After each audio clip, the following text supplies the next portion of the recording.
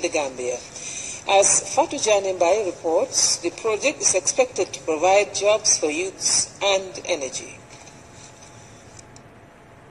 After long negotiations and discussions with stakeholders in waste management, Continental Africa Company has finally secured a deal for the management of waste in the country.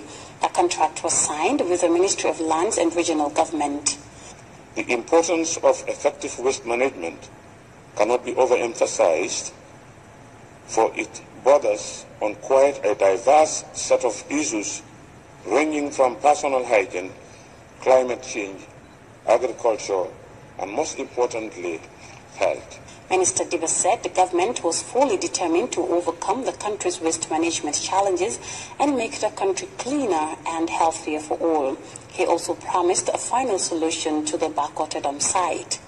This waste management proposal by Continental Africa, for which we are gathered here today to venture into, gives us hope for more efficient waste management methods, as well as energy self-sufficiency, since the company will convert the solid waste into energy, which we refer to as waste to energy. The mayor of Kanifing Municipality, Yankuba Koli, said waste management was a major problem in his area. He hoped the signing of the contract will help area councils address the issue. The Banjul, Kanifing and Brikama councils in the past years at different times entered into various forms of public-private partnership schemes with local and international actors to provide better waste management. To our disappointment, none such venture turned out to address our problem. Now that the government has decided to come to our aid by engaging Continental Africa, LLC, our hopes are raised again. Having gone through the document on so many occasions and having given it, the due consideration, we thought it will address most of the issues that we are facing regarding waste management. Continental Africa is interested in being part of the solution for some of the challenges that are facing Gambia. Today, the agreement we have signed is an agreement that allows us to be involved in waste management, waste collection. We intend to create a plant that converts waste to energy. And for our investors to be able to feel secure, we first need to make sure that we have secured the waste, so that we're able to get the waste. So when we construct the plant, we are assured that all the time the waste will be coming to us. If it all works out well, waste management will never again be a problem in the Gambia. Reporting for GRTS News, I am Fatou Janembai. The outgoing British ambassador to the Gambia, Colin Crockin, has held talks with the President, His Excellency Adama Barrow, at his residence in Fajara. Ambassador Crockin had earlier paid a visit to the overseer of the Vice Presidency. Shortly after his closed-door session with President Barrow, the British diplomat told reporters what he discussed with the President. Very well, thank you. Good to see you again. Good to see you well. Hello. Yes. And my deputy Gregor. It was a farewell call on the President. My tour of duty in the Gambia comes to an end today. I'm leaving later today. So I wanted to have a call on the President to congratulate him on what's been achieved since the election on 1 December. We first met prior to the election, so it was nice to be able to sort of reminisce a bit about the journey that the President and the rest of the coalition have taken, the number of successes that they've had, and we also talked about the challenges ahead and how they can be addressed. The UK is committed to being a partner and friend of the Gambia. We're already assisting in a number of different areas, and we will continue to look at additional areas where we can either bring expertise, assistance, or whatever it is that the Gambia is looking for. But it's a strong relationship that I believe can only get stronger, and we remain committed to supporting the Gambia's return to the Commonwealth, and hope that can progress smoothly and quickly. Very well, thank you.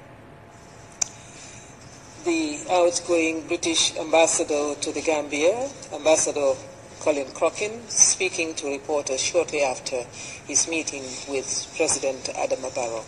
The overseer of the Vice Presidency, Aja Fatoumata Jallow Tambajang, on Friday presided over the launching of the African Union Roadmap on harnessing the demographic dividends of the Gambia. Winifred Nicol attended the event and filed in this report.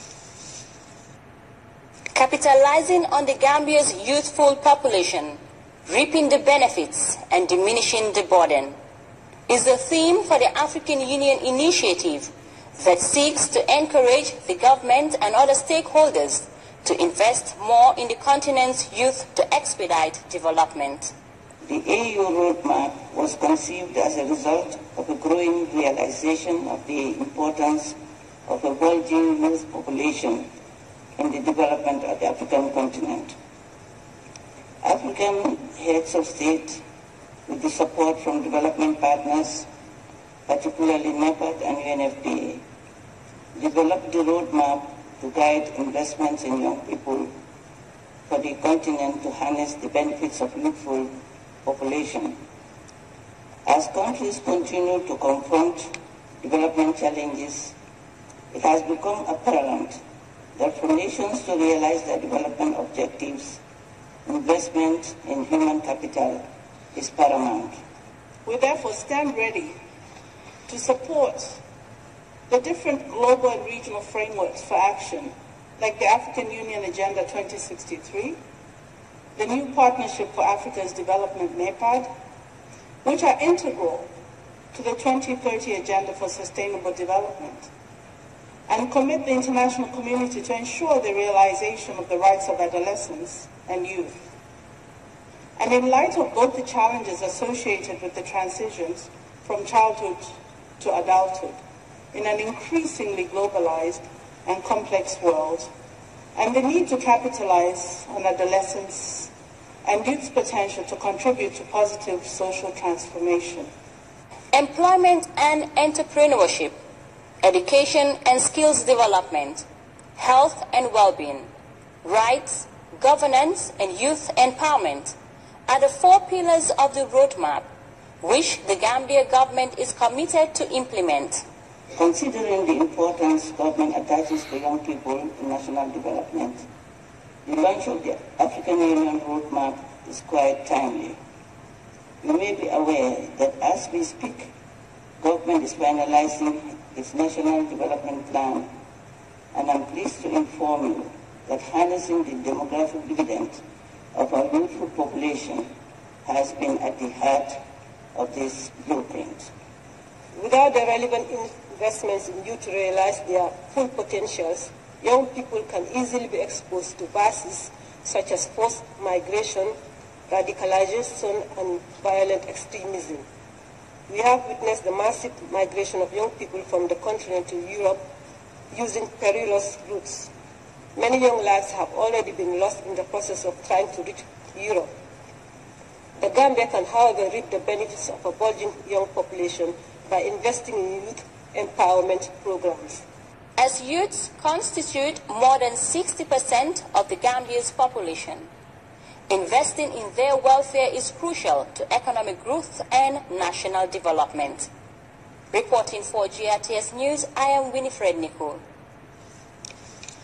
China has donated 2,500 metric tons of rice to the Gambia in a bid to help improve the country's food security.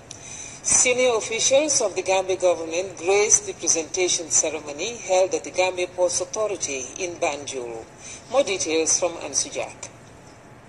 The recent change in government in the Gambia did not only usher in hope and freedom for Gambians, but also solidify the formal fragile relations between China and the Gambia. The Chinese government contributes significantly to the advancement of the socio-economic development of the Gambia. The People's Republic of China donated consignment of 1,308 metric tons of rice to the Gambia, and a consignment of 1,260 metric tons of rice is expected to be delivered in the country by next month. This gesture describes the strong cordial relations between the two sister countries, as both nations are ready to boost their agricultural ties and equip Gambians with the requisite knowledge to help improve and lift the agricultural sector.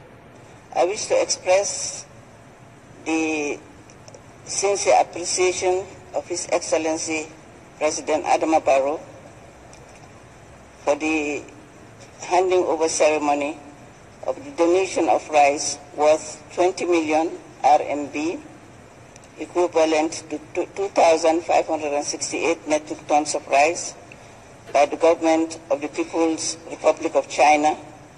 Traveling thousands of miles from China, the paddy rice, a symbol of China-Gambian traditional agricultural cooperation, conveys the goodwill, friendliness, and compassion of the people of China to the brotherly people of the Gambia, and renders China's strong support to the endeavor by the Gambian government and the people to achieve food sufficiency and security.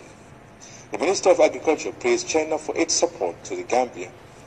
This donation today is a clear demonstration of the government China's commitment for the welfare of the Gambian people. This is further manifested in the wide-ranging bilateral and economic ties between our two countries, as well as our close collaboration at the international, regional, and other matters including security, peace, and development. The donation will assist in saving lives and ameliorating suffering, not only in short term, but in the long term as well. As relations between China and the Gambia continue to grow stronger, both sides are ready to deepen cooperation in all sectors. I am Ansu Jack, reporting for GRTS News. The Ministry of Finance and Economic Affairs informs the general public that domestic pump prices of petrol, diesel and kerosene will now sell at $45 and $37 respectively, with effect from tomorrow, Saturday, the 1st of July. Oil marketing companies are advised to adhere to these prices. The ministry says it will continue to monitor developments in the global oil market and make appropriate adjustments as and when necessary. The Minister of Trade has commended the humanitarian efforts of Vision Development Foundation during the holy month of Ramadan.